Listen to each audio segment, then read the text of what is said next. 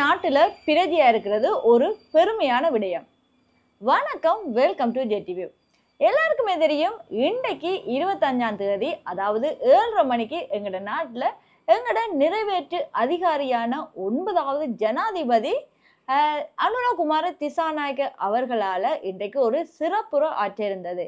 மக்கள் எல்லாருமே இதை எதிர்பார்த்து கொண்டிருந்தாங்கன்னு தான் சொல்லணும். அவர் என்ன சொல்ல போறாருன்னு ஒரு ஆவலா எதிர்பார்த்து கொண்டிருந்தான். இருந்தாலும் அந்த உரை கண்டிப்பா சிங்கள மொழியில இடம்பெறும்ன்றது எல்லாருக்குமே தெரிஞ்ச ஒரு விடயம்.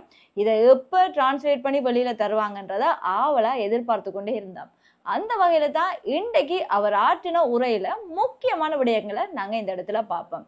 ஒரு நாட்டு பிரதியா இருக்கிறதுக்கு நாங்க பெருமைப்படணும். உண்மையாவே இந்த விடயம் அப்படி ஒரு பிடிச்சிருக்குன்னு தான் சொல்லணும். காரணம் என்னன்னு பாத்தீங்கன்னா, இவ்வளவு காலமுமே நிறைவேற்று அதிகாரம் கொண்ட 8 ஜனாதிபதி இருந்தாங்க. இந்த 8 ஜனாதிபதியும் எங்க நாட்டுக்கு என்னென்னமோலாம் செஞ்சிருக்கிறாங்க.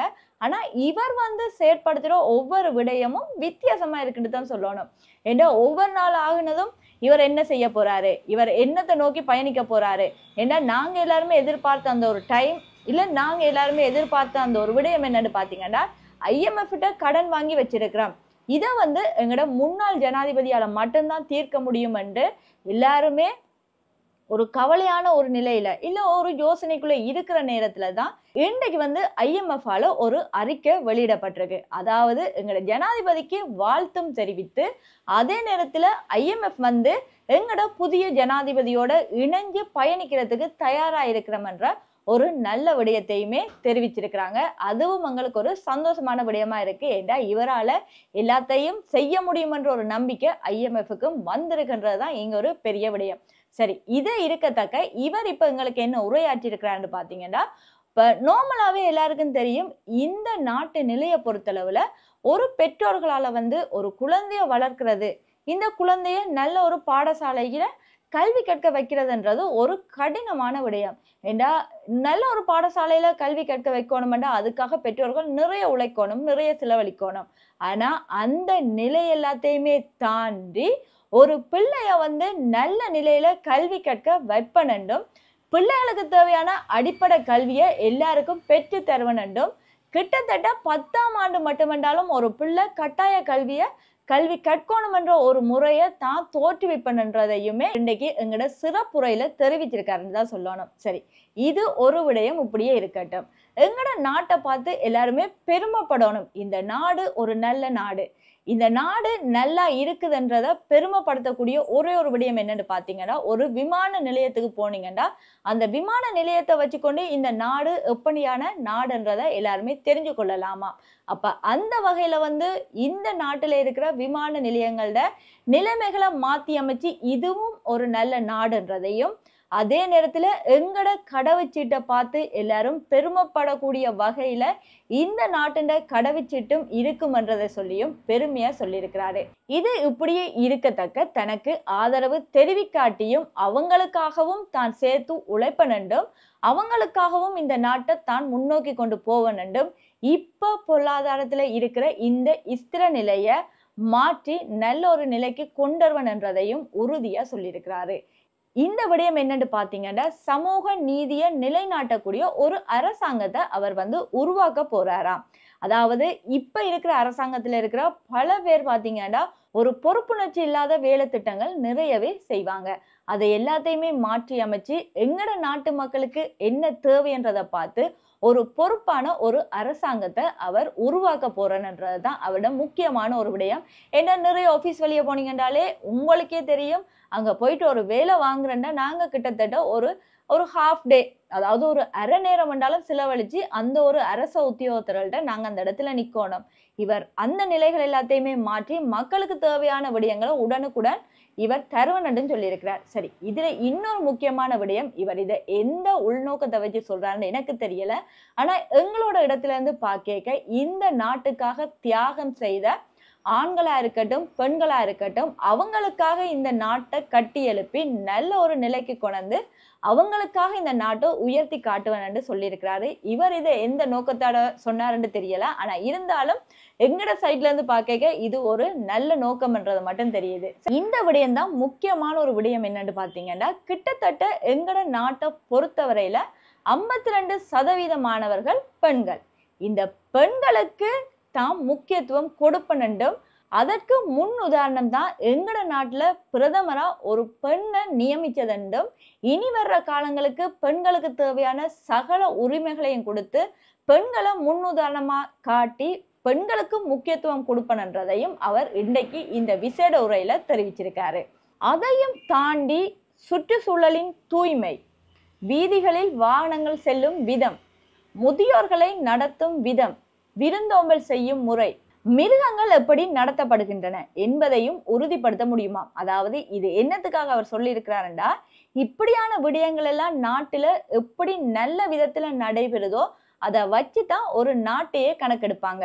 இப்ப நாங்க ரோட்ல வைக்க ரோட்ல யாராவது எச்சில் துப்பினா புதுசா வந்திருக்கிறவங்க என்ன சொல்லுவாங்க, இது என்னடாப்பா இப்படி எல்லாம் இந்த நாடு இருக்கு, இதெல்லாம் கேட்க மாட்டாங்களான்னு சொல்லுவாங்க தானே. அதே அந்த நாட்டுல குப்பைய குப்பை தொட்டியில போடக்க என்ன சொல்லுவாங்க, எங்கட நாடு என்ன இப்படி இருக்கு, நல்ல நாடா இருக்கு, குப்பையை கொண்டே குப்பை தொட்டியில போடுறாங்களேன்னு சொல்லுவாங்க. அப்ப அப்படியான முக்கியமான சின்ன சின்ன விடயங்கள்ல மாற்றத்தை கொண்டு வந்தா மட்டும்தான் எங்கட நாட்டை மாற்றம் பெற செய்யலாம்ன்றது அவருக்கு அடிப்படையாவே தெரிஞ்சதால சின்ன சின்ன விடயங்களை மாற்றம் செய்து எங்கட நாட்டை பொருளாதார ரீதியா வளர்க்கலாம்ன்ற முடிவு தான் இப்ப அவரோட கையில இருக்கின்றத ஒரு பெருமையாவே சொல்லிக் கொள்ளலாம். இப்ப ஒரு நாட்டு மக்கள் எதிர்பார்க்கிற ஒரு முக்கியமான விடயம் என்னன்னு பாத்தீங்கன்னா பொருளாதார சுமையை குறைக்கிறது. ஏன்னா ஒரு மனிதன் ஓடிக்கொண்டே இருப்பான், என்னத்துக்காக, உழைச்சு தன் குடும்பத்தை பார்க்கணும். தன்னால இந்த வருமானம் காணாது, களவெடுக்கிறது, பொய் சொல்றது, இப்படியான விடயங்கள் எல்லாம் இந்த வருமான பிரச்சனையால நிறையவே அரங்கேறி கொண்டு போகுது. ஆனா அதுக்கும் அவர் ஒரு தீர்மானத்தை சொல்லியிருக்கிறார். என்னன்னு பாத்தீங்கன்னா இந்த நாட்டு மக்களுக்கு இருக்கிற பொருளாதார சுமையை குறைக்கிறண்டு. அதாவது கிட்டத்தட்ட கேஸா இருக்கட்டும், பெட்ரோலா இருக்கட்டும், பல்வேறு வகையான பொருட்களோட விலை அதிகரிச்சு காணப்படுது. அப்ப அதையுமே குறைப்பதற்கு நடவடிக்கை எடுப்பனு சொல்லியிருக்கிறாரு. ஆனா இதெல்லாம் உடனே செய்வாரான்னு கேட்டா கண்டிப்பா அது சாத்தியப்படாத ஒரு விடயம். ஆனா இனி வர்ற காலகட்டத்துல அவர் கண்டிப்பா இதை செய்வனன்றதுதான் இன்றைக்கு எங்களுக்கு ஒரு பெரிய உறுதிமொழியா தந்திருக்கிறாரு.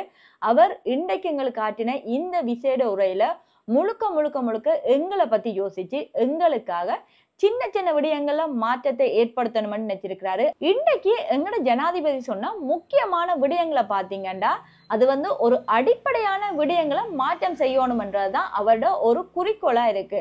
உண்மையாவே எங்களுக்கு இதை பார்க்க இதெல்லாம் என்ன சிம்பிளான விடயம் மட்டும் தான் தோணும். ஆனா நாங்க ஒரு ஆட்சிக்கு வந்ததுக்கு பிறகு இல்ல நாங்க ஒரு இடத்துக்கு வந்ததுக்கு அப்புறம் எடுத்தா இந்தா முடிஞ்சதுன்னு சொல்லிட்டு பெரிய பெரிய விடயங்களை தான் மாற்றம் செய்யணும்னு சொல்லி கை வச்சோம்டா அங்க இருந்து எங்களுக்கு தோல்வியை மட்டும்தான் சந்திக்கலாம். ஆனா இன்றைக்கு எங்களை ஜனாதிபதி செய்யற இந்த அடிப்படை விடயங்கள் மூலமா நிறைய மாற்றங்களை கொண்டு வரலாம். ஏண்டா ஒரு பெற்றோரை பொறுத்தளவுல ஒவ்வொரு நாள் இரவுலையும் நிம்மதி இல்லாத நித்திரை காணப்படும். இதுக்கான காரணம் என்னன்னு பாத்தீங்கன்னா எங்களோட பிள்ளை நாளைக்கு ஸ்கூலுக்கு போறதுக்கு 100 ரூபாய் காசு வேணும், 200 ரூபாய் காசு வேணும், எந்த வருமானம் இதுக்கு காணாது. இப்ப இதை என்னன்னு மாற்றலாம், வேற எங்க வேலைக்கு போகலாம், வேற யார்கிட்ட கடன் வாங்கலாம், இப்படி ஒவ்வொரு நாளுமே அவங்களோட வாழ்க்கை ஒரு சுமையாவே போய்கொண்டிருக்கும். அப்ப இவர் ஏற்படுத்த போற இந்த அடிப்படையான விடயங்கள் மூலியமா கண்டிப்பா நிறைய மாற்றங்கள் எங்களோட நாட்டுக்கு வரும். இவர் கால் வச்சிருக்கிறது எல்லாமே உண்மையாவே நல்ல ஒரு பாதையை நோக்கி இவருக்கு நாங்களும் தொடர்ந்து சப்போர்ட் பண்றோம்ன்றதுதான் இப்போ ஒவ்வொருத்தருடையும் ஒரு ஆசையா இருக்கு. அதே நேரத்துல நேற்றைய தினம் பாராளுமன்றம் கலைக்கப்பட்டது. என்றா புதிய பாராளுமன்றம் அமைப்பதற்காக நவம்பர் மாசம் 11ஆம் தேதி என்று அவர் செலக்ட் பண்ணி வச்சிருக்கிறாரு ஒரு தேர்தல் நாள.